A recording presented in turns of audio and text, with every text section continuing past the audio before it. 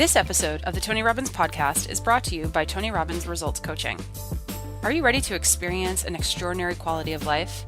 Or maybe you're already doing well, but you know you can take your life to a whole new level. To do that, you have to set yourself up to win. You need a process, a way to consistently grow and produce the results that you need. That's what a Tony Robbins Results Coach can do for you. Whatever area in your life you want to change, your relationship, your health, your career, or your business, coaching is one of the most valuable tools you can have. It's an investment in yourself, and it can yield some of the highest returns. Tony Robbins Results Coaches are hand-selected and trained by the master of coaching, Tony Robbins himself, to have the skills that will empower you with supreme focus, powerful insight, and the accountability needed to achieve everything you've ever dreamed. To help you get started, Tony is offering podcast listeners a free results coaching strategy session with one of his top coaches. It's a $200 value, and you're getting it for free. Visit TonyRobbins.com/results. Schedule that free session today.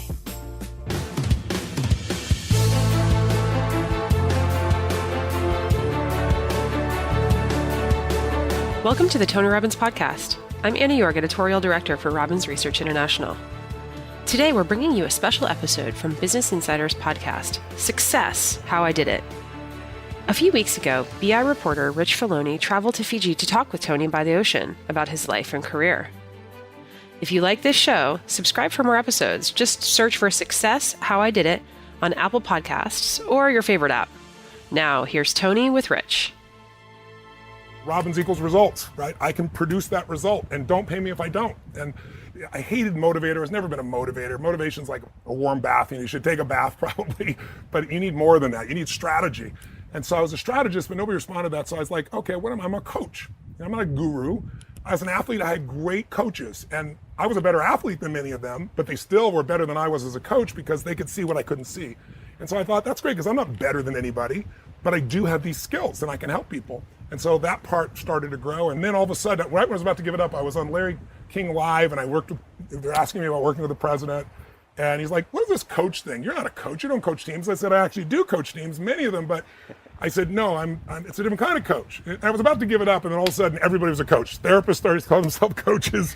Business people were. It became a term of art. Yeah. And so today, that's what I see myself as. I'm obviously a businessman. I'm a father. I'm a lot of things. But I really see myself as I'm a business coach. I'm a life coach. I'm a person that really helps people produce peak performance. Something that you've been open about over the last 30 plus years is that your upbringing, you had a lot of difficulties. It was rough. At 17, you ran away from home, had to spend time working as a janitor. At some point in your late teens, you meet the motivational speaker, Jim Rohn. Yes. And then by the time you're in your early 20s, you're making $500,000 a year. What kind of happened in between there? What did you learn from Rohn and other mentors that kind of got you on this path? Just to clarify, I never spoke about this until my mother passed away, and I'd even talk about it then, but I was in New York, and I was dealing with a group of kids that were physically abused, and I was trying to share with them that they could still make their life the way they want it. They're not damaged goods.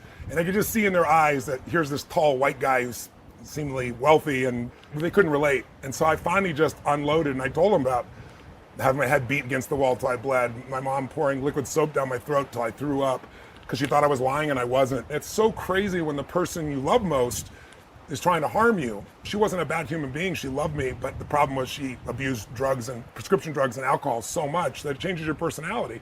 And so I had to protect my brother and sister. So I became a practical psychologist just out of necessity. I had to understand. Just as a kid. As a little kid, like, how do I protect them from getting hurt? I could take some of the hits, but I had to be able to anticipate her states, her emotion, what would shift her, what's going on in her psychology.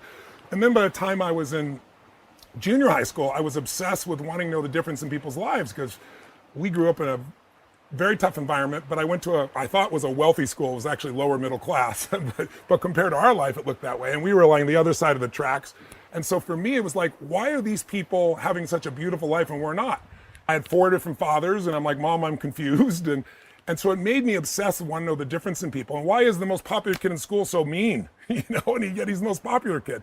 So I started reading books. That's where it started, even before Roan. I took a speed reading class, and I set a goal to read a book a day. I didn't do that, but in 7 years, I read more than 700 books in the area of human development, psychology, physiology, philosophy, and I tried to apply it. And then when I was 17, I went to this seminar. I was working as a janitor, and then I was in high school. And then to help support my family, also, I'd work on the weekends, and I'd move people. And there was a friend of our family who had been doing really poorly, and now he was turning properties in California at a time when that was going really well. So I'm moving, and we get a little break, and I said, my dad said you used to be such a loser, and how come you're so successful now? And only a kid could say that stuff. Yeah. And the guy looks at me and goes, your dad said what? And long story short, he goes, well, I went to this seminar, this man named Jim Rohn. I said, what's a seminar? He goes, well, a man takes everything he's learned in 20, 30 years of his life, and he pours it in like 4 hours, and you get to save a decade or two. And I said, wow, I'd like to go to one of those. Could you get me in? He said, yeah. And then he didn't say any more. I said, well, would you? And he said, no. And I said, why not? He goes, because you won't value it.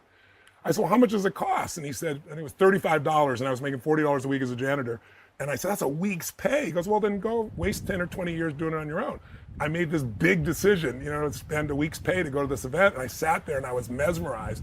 And that's what started the game for me. And when you were forming your own ideas, kind of your own system. Yes. How long did that take? Did you plan this Still out? Going on. Yeah.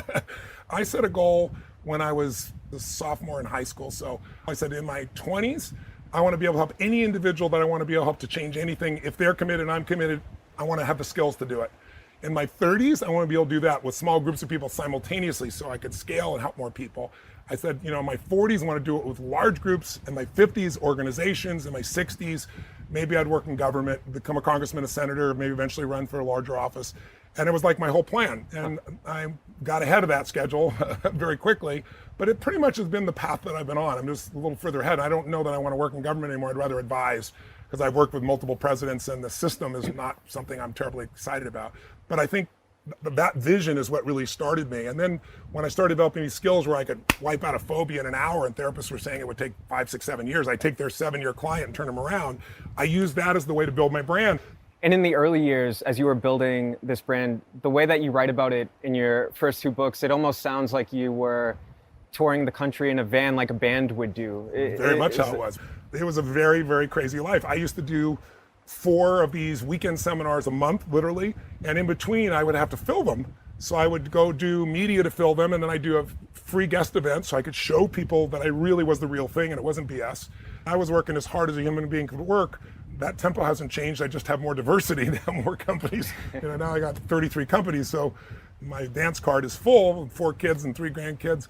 But I love that passionate lifestyle. I love constantly growing. I love seeing and feeling that you can have an impact. And gradually it went from just coaching to actually running businesses because I had experiences that were life-changing.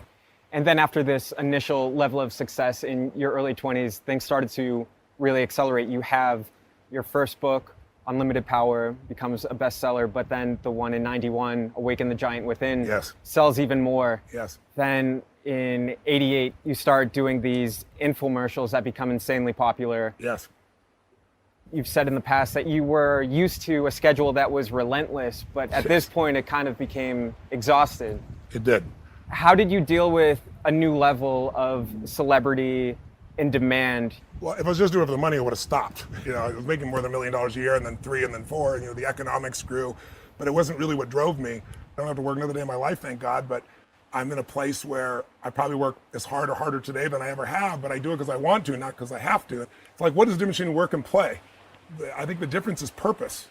When your vocation becomes your vacation, the old quote, that's when you've made it. So I've always had that. So yeah, the demand from celebrity where people want something every minute from you certainly increased, but I've never been frustrated or angry by it because it's a privilege. And so how do I deal with it? I train more intensely. I develop more tools to strengthen my body and my mind. I just sharpened the saw even more so that I could cut through the limitations quicker. We're here at Namale, which was one of your early investments. At one point in your 20s, did you realize I have enough money now that I can actually make investments? And then what were you looking for to invest in businesses or start your own? I wasn't focused on investing at that stage because I was, 24, I think, the first time I came here, and 29 is when I actually bought this place. And I didn't buy it because I wanted investment. I wasn't that financially oriented or intelligent, quite frankly. I just found this place to be heaven on earth. I'd been to many places and islands. It was really the culture here. The kids learn to sing in 4-part harmony when they're 4 or 5 years old. The level of joy, like somebody drops dishes in the kitchen here, most people look at me, they just start laughing uncontrollably. They're not making fun of the person, they just think it's the funniest thing in the world. It changed me so much. First, I just wanted to have a place here so I'd have to come back because I knew I'd get caught up on our normal life. And it's been an incredible balance for me. And this is just one of many businesses that you have. I think a lot of people, even those familiar with your career, would be surprised by how many companies that you either run or are invested in. Yes. How many do you have now, and how much money does that generate? 33, and then over 5 billion. This year we should hit 6 billion in annual revenues out of it. But they're really diverse companies. So I only run 12 of those directly. But to give you an idea, I'm very interested in things that change people's lives. I'm involved with Bob Harari and stem cells, one of the top guys in the world in that area. We're working with the Harvard Stem Cell Institute, kind of integrating, buying the Panama City Institute. I'm partners with Peter Guber and a group of my friends, to give you an idea, and virtual reality. We have Next VR. We have the exclusive rights for the NBA, which starts at the end of September. We're going to have Tuesday night NBA games. The very beginning of that, we have the UFC exclusive. We have Live Nation for all concerts. So you can experience it a whole nother way. I'm one of the owners of the LAFC, the new Major League Soccer franchise, and being a part of creating that and building that is really fun. I have an esports team, Team Liquid. We just won Dota, so went from last place to first and generated more money than any esports team in history on that day. So I love the challenge of being involved in these things, and I love being surrounded by people that are geniuses in their own rights, who are wickedly smart, learning from them, growing, adding my 2 cents to it, and helping those businesses to grow. And you also have your foundation that you run, and that seems very connected with your whole coaching philosophy, related even to your own personal life. Is there a common thread between those? What started me on this journey, really, more than anything else, was when I was 11 years old and we had no money and no food. It was Thanksgiving, which magnifies the situation massively. I go to the door and there's a guy standing there and he's got 2 giant bags of groceries in his hands, and he had a pot on the ground, a big black pot with an uncooked turkey in it. My father always told us no one gives a damn, and I developed a new belief that day that strangers care. And if strangers care about me and my family, I wanted to do something. So that day I said, someday I'm going to feed families. So when I was 17, I fed 2 families, and next year 4. And my goal was double it every year. And then about, 5-6 years ago, when I was writing Money Master the Game, I'm interviewing 50 billionaires that are literally the smartest financial people on earth. Warren Buffett, Carl Icahn, Ray Dalio, the best of the best. And I'm watching Congress take our food stamps, which is now called the SNAP program, and cut it by almost $7 billion, which if you figure it out, it means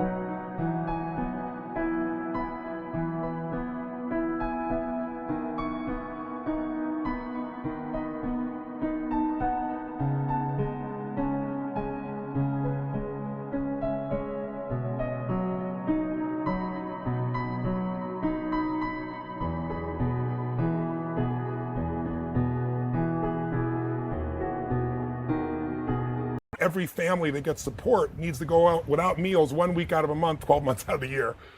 I said, how many people have I fed? I asked my team to go back and calculate. It was 42 million people over a lifetime. I said, what if I fed 50 million a year? And then I got more excited. I said, what if it's 100 million? And then I found Feeding America as my partner. They're the most efficient group there. They really deliver. Then I fed 100 million people, and then I set a goal to feed 1 billion people. So in the last 3 years, we fed 300 million people, and I've had 350 million in total. And I'm going to feed 1 billion people over the next 7 years. And that's what my life is about. And then it's also coaching, education, my family, and the rest of my life. And something through this entire journey, whether it's working with your foundation or coaching, you've been able to reach so many people because of this tremendous network that you've built. Yes. And that spans business, Hollywood, professional sports, all kinds of things. Financial world. Sure. Yeah, the financial world. how did you go about doing that? What was maybe like the domino that kicked that off at the beginning, and how did that build steam? How do you build relationships with all these people? What I really like is changing a life, helping someone change a business, change a family, and so forth. So in the beginning, I think it was because I was willing to only be paid for results. I wasn't a therapist. There were no such thing as coaches back then. You had to be a therapist and had to be paid for by somebody. And I saw what therapists did, and I was honestly disturbed by it, because I'd see people in therapy for 5 years, and I was like, this is absurd. So what was your pitch? How much were you charging? And then be like, in the very beginning, only I pay me charged if... $1,000 for, I think my first sessions were $500, and then I went to 1,000, and then 5,000, and then went up. But I get $1 million a year to coach somebody now for a year. It wasn't about the money. It was about wanting people to know that you pay me nothing unless I produce the result. And so I got crazy stuff, huge eating problems, drug addictions, depressions, you name it. But I was able to get results, and then I was able to challenge traditional therapists in the early days. Now I train them. Like, these people, a lot of them call me their coach, but it's total bullshit. Like, Mark Benioff says I'm his coach. He tells the people that Salesforce.com wouldn't exist without Tony Robbins, and there's some truth in that, but it's a bit of an exaggeration. Mark did the whole goddamn thing, right? But I helped, and I've been on this journey, and so while I've been coaching them, you can only imagine how much I'm learning. I mean, God, you learn so much. You'd have to be an idiot not to pay attention, or so filled with your own ego to think I'm just going to teach them. That's dumb. And one of these longtime clients and friends is the investor Paul Tudor Jones. Yes. And I read somewhere that you have daily correspondence. Does that still? Yes. Can you give an example maybe of what that back and forth would look like, and then what checking in person would sound like? We're good friends, but I see him 4 times a year for our direct sessions, and they usually go for an hour and a half, 2 hours of total immersion. And every time I see him, the market's changed, the world's changed, and my job is to help make sure he's maximizing his resources. And so, look, once you know the markets and once you know your business as well as somebody like Paul, I mean, Paul, for people that don't know it, in 1987, still the largest percentage stock market crash in a day. I mean, he made that year, he had a 20% drop that day, and he made 50% for his clients that time during that year. So it's beyond what people can imagine. But then he lost money. So my job is to figure out what's going on, turn it around. And then daily he sends me, we have a checklist of what we measure, everything from his NAV to his weight, what's happened to his body, to his focus, to we have ratios of risk reward that we're measuring. And then he does a narrative for me. And so I see that, and then I know the pattern. If I need to do something right away, I can make a phone call or send him an email or fly there in person when it's necessary. But at this point, it doesn't take that much because it's a refined machine. We've been working together 24 years, I think now, to give you an idea. So that also helped me because he introduced me to Ray Dalio, who was a fan of my work. I didn't know that, but I mean, Ray is the Da Vinci of investing, and the network got bigger. Jack Bogle, Ray Kurzweil, all the people that you start to meet in that world when you really serve people and care about them and you're not trying to take, you're trying to give, they're used to people taking from them. And so when you sincerely are giving, you develop a friendship, and that's what I'm more interested in. I'm not trying to get something from them, but I'm interested in learning from them. Yeah. And in 2014, when Money Master the Game came out, that seemed to be the beginning of a new chapter in your career. And looking at that seemed to be around the same time since then, when you're looking to connect with a younger audience as well, people Yes. now in their 20s and 30s. When you started this new chapter of your career, were you planning on trying to reemerge or rekindle something? I think that one goal is just I wanted people to really learn the tools that could change, because I taught finance for years. I now work with people in their 20s, obviously, in all ages I've worked with, but I wanted to just take that to another level. And I also, quite frankly, was just angry. I was angry about the level of abuse I saw in 2008 that happened to people. I knew what happened. I made a fortune during that time, because when things melt down, and they're going to again, life is cyclical, it's one of the greatest opportunities in your life. And so I looked at that and said, I got to help people. And I hadn't written a book in 20 years. I hate writing books. I like the live, raw, real, it's always changing and you never know what's going to happen. And I'd be bored to death otherwise. So I didn't like it. But because I was mad and because I had access, I said, I'm going to interview these 50 people. I'm going to bring the answers to people that are unassailable, not my answers. The answers are the best on earth. And so that's what started. And then people started saying, holy shit, this guy is a strategist. This guy knows how to take the most complex things and really teach them where you can really use them. And then also I started to share more of what I was doing in my foundation. I wasn't doing that because I wasn't doing it for stars on my chart, but I realized that by talking about it, I got more help. I got matching funds. I got people to help out, and that doubled my impact. So I started doing that. I was conscious about wanting to increase my impact. And to do that, I needed people to know more of who I really was. And to do that, I needed to go to a different subject matter. Speaking of comparing past and present, was looking at Awaken the Giant Within from '91, and Donald Trump is a figure that recurs repeatedly, actually, in that Back book. then, yeah, I know. Yeah, and that was at a point where his businesses were failing, and it looked as if he might have bottomed out.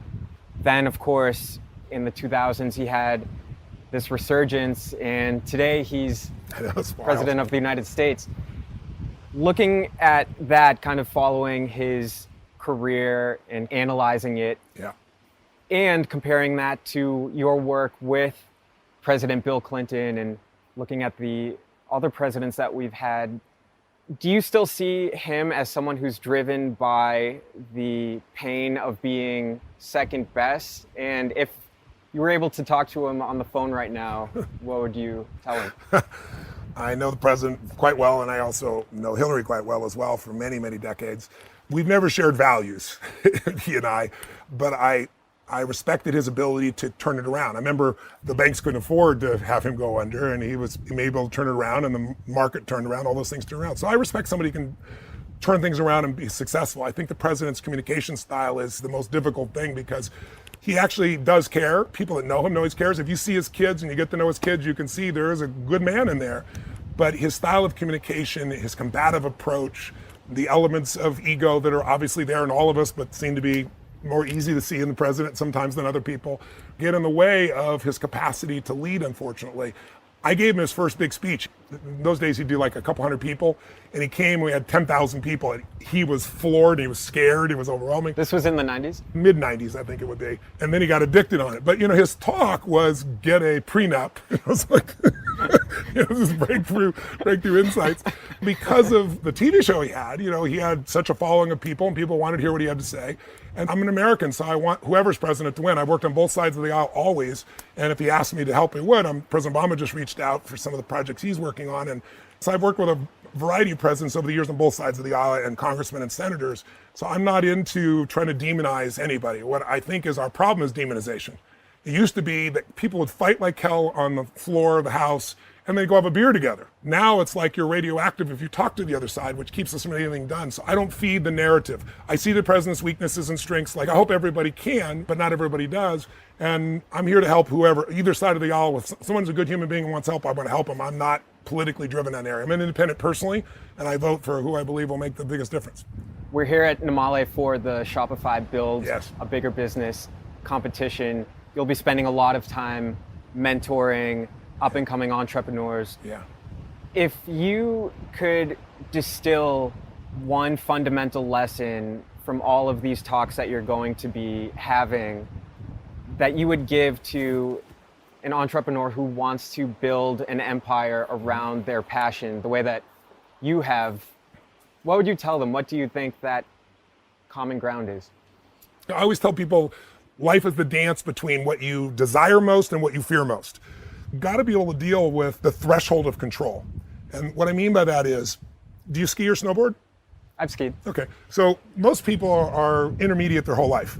What happens is they learn a little bit, and then one day they think they're on a blue and it's a double black diamond, and they're like, holy shit, I'm gonna die, and it looks like you're gonna go off the edge of the cliff, and those moments are threshold of control moments. What I mean by that is, you're going like out of control, you literally can die, you go over the edge, and so you have two choices. Focus like crazy on what you want and find the way to carve, or focus on what you're afraid of, and then if you do that, what you're gonna do is slam yourself on the ground and try to hang on for dear life. Well, most people do the latter, so they're terminally intermediate. They never become a master at anything. The people who become a masters are the ones that the fear is there, and it's uncontrollable fear. Courage isn't that you're not afraid, it's you're scared shitless, but you decide that you're gonna focus on what you're here to do versus on what you fear, and you push yourself, and once you figure out how to do that first carve, and then another, then all of a sudden, the black diamond is your bitch. You're no longer afraid of that, and you become a masterful skier or snowboarder or whatever it is.